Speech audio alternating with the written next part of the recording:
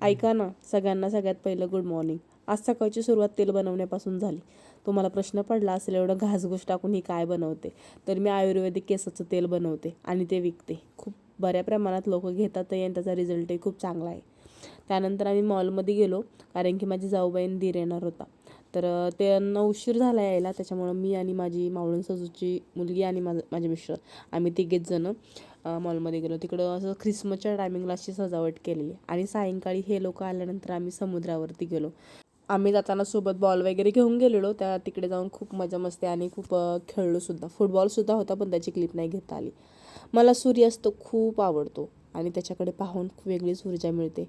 आणि समुद्रावरती बऱ्यापैकी आज गर्दी नव्हती. मी खूप जास्त व्हिडिओज आणि खूप जास्त फोटोजसुद्धा काढले. दुसऱ्या दिवसाची सकाळ काहीशी अशी होती. घरामध्ये पेंटिंगचं काम काढलेलं आणि पेंटिंग करणारी मीच होते. कारण की एका माणसाला विचारलं, त्यांनी खूप जास्त चार्ज सांगितला, तर बोलले आपणच करूया. त्यानंतर मी बेडरूम पेंटिंग करून घेतली. सायंकाळी भाऊजी आम्ही सगळे लोक जेवायला बाहेर गेलो. असं संपवला दिवस. तर बाय.